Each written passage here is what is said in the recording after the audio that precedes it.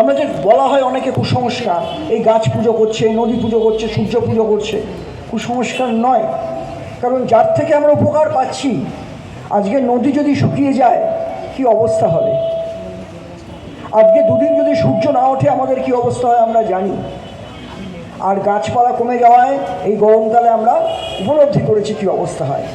তাই বহু প্রাচীনকাল থেকেই এই বৃক্ষলতা, নদী, সমস্ত এই ধরিত্রী মাতা বলা হয়।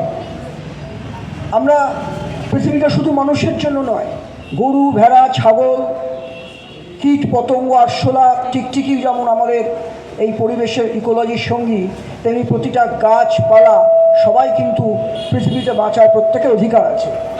তাই ছাত্র বন্ধুদের বলবো, অকারণে নিষ্ঠুর হবার দরকার নেই। আমরা অকারণে গাছের ডাল ভেঙে ফেলি, রাস্তার কুকুর দেখলে অনেকে ঢিল ছুঁড়ি অকারণে। এইগুলো যদি আমরা বন্ধ করতে পারি, মনের দিক থেকে আমরা প্রকৃতিকে ভালোবাসতে পারি, প্রকৃতিকে নিয়ে চলতে পারি, তাহলেই কিন্তু জীবনযাত্রা খুব ভালো হবে। আমি বেশি বক্তব্য রাখবো না, কারণ রৌদ্রের মধ্যে তোমরা হেঁটেছো, আমি দেখেছি। তাই দু একটা ছোট্ট উদাহরণ দিই। আমি কদিন আগে ওই দিল্লি থেকে সোজা হরিদ্বার ওইসব জায়গায় গিয়েছিলাম। তা হরিদ্বার আমরা জানি তীর্থক্ষেত্র। সেখানে সন্ধ্যেবেলা দেখছি এক জায়গায় দাউ দাউ করে আগুন জ্বলছে। তা কৌতূহলবশত চলে গেলাম, আগুন জ্বলছে কেন, বেশ কিছুটা আগুন জ্বলছে দেবস্থানে। গিয়ে দেখি যারা ওখানে বিক্রেতা ছিলেন, প্লাস্টিকের পটেটো চিপস অমুক তমুক বিক্রি করেছেন, বিক্রি হয়ে গেছে, সব আবর্জনাগুলো একসঙ্গে আগুন জ্বালিয়ে দিয়েছে। তো ওদের গিয়ে আমি বলতে গেলাম পরিবেশ খারাপ হচ্ছে এটা, ওখানে তো কে কার কথা শুনে। আমাদের প্রত্যেকের কম বেশি অভিজ্ঞতা আছে।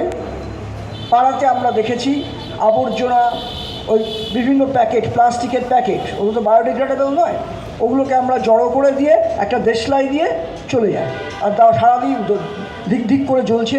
এই বিষাক্ত কার্বন ডাইঅক্সাইডটা আমরা নিচ্ছি, আমাদের ফুসফুসে আসছে, আমরা নানা রকমের ব্যাধিতে আক্রান্ত হচ্ছি, চর্মরোগ থেকে শুরু করে ফুসফুসে।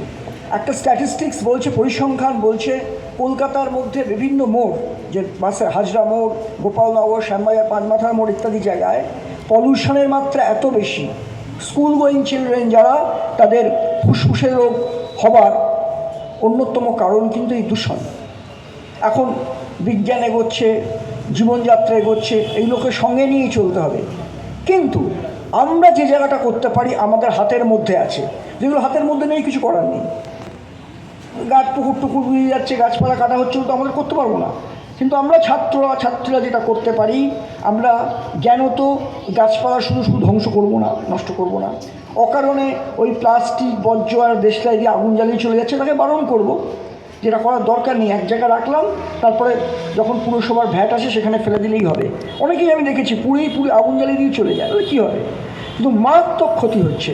কলকাতার আরেকটাও আমরা দেখেছি যে এখন বলা ঠিক হবে কিনা জানি না, বিভিন্ন উৎসব অনুষ্ঠানে, পিকনিকে আমরা দেখেছি যেগুলো মাঠের মধ্যে ডিজি বক্স বাজানোর কথা, সেগুলো তারস্বরে বাজছে। যারা হার্টের পেশেন্ট, যাদের হার্টের দুর্বল, তাদের ক্ষতি করছে, কানের পক্ষে দুর্বল হচ্ছে।